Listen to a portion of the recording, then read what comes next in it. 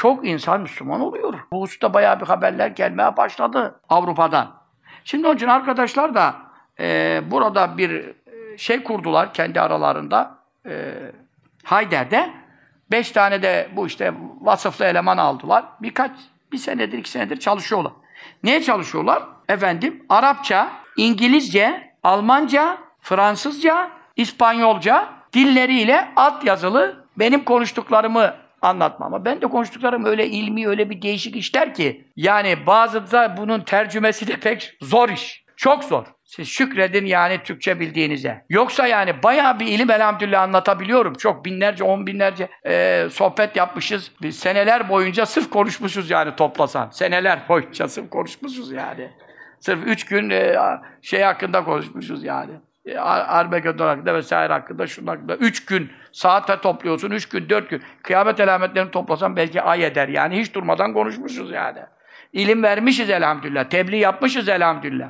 Ama şimdi bunların arşivlenmesi var, başlıklanması var, konu içeriğin muhtevalandırılması var. Onları da başladılar. İnşallah ben ölmeden görürüm bir şeyler yani. Yapacaklar. Bu 5 dile çevirmişler. Tebliğ Davet Projesi diye bunun adını şey yapmışlar. ahmetyesevi.org.tr mi o? TR mi yazılıyor? Org.tr mi oluyor? Ahmet Yesevi yan yana yazılıyor. Ahmet Yesevi yan yana küçük harf .org.tr işte neyse. Bu site kuruldu şimdi, açıldı. Bu siteye girebilirsiniz. Bu siteye girebilirsiniz. Efendim buradan, bu dillerden anlayan yakınınız olur, eşiniz olur, dostunuz olur, tanıdığın tanıdığı olur. Adama en büyük yapılacak iyilik, şunu dinle şeklinde bir yaklaşım ile bu tebliğe ortak olabilirsiniz. Böylece Allah Celle Celaluhu yüz binlerce, milyonlarca kafirin Müslüman olmasına, hidayetine bizi vesile eylesin. Amin. Namazsızların namaz nasip eylesin. Oruçlara oruç nasip eylesin. Zina, içkiye, faize, fuhşa müptela olanları halas eylesin. Amin. Bu sohbetleri, bu tebliğleri vesile eylesin. Amin. Defterimizi mahşer sabahına kadar açık olanlardan eylesin. Amin. Amin. Hoca tamam da sohbeti sen yapıyorsun. Çeviriyi de onlar yapıyor. Bize ne bundan?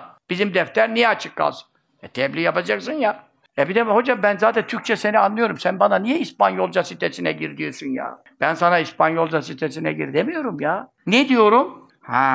Diyor ki buraya özel adamlar alındı. Sen şimdi kuyu açılsın diye verilen yardımdan, külliye yapılsın diye verilen yardımdan veya başka bir hususta verilen yardımdan kalkıp da bu konuda çalışana verebilir misin? Veremezsin. Herkesin yardımı ne şart koştuysa oraya o şartla gider. Öyle mi? Fıkha göre öyledir. Buranın da ilerlemesi lazım. Bugüne kadar kendi aramızda kotardık. Ama bunun ilerlemesi için bu videoların 10 binlerce yapılması lazım. Kesit kesit. Konu bütün sohbetler. Araplar ne kadar istiyor? İmad Yunus geldi Filistin'den.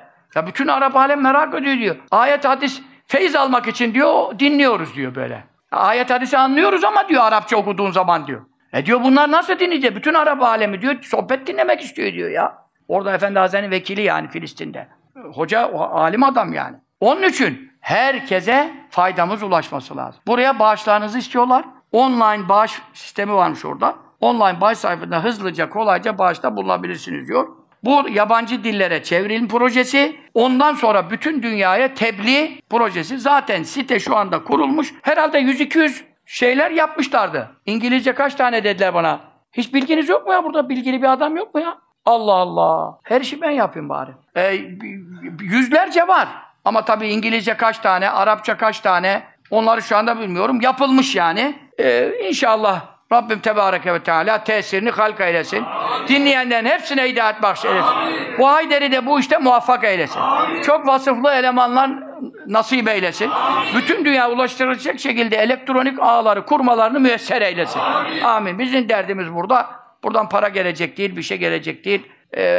Derdimiz milletin hidayetine vesile olma meselesi.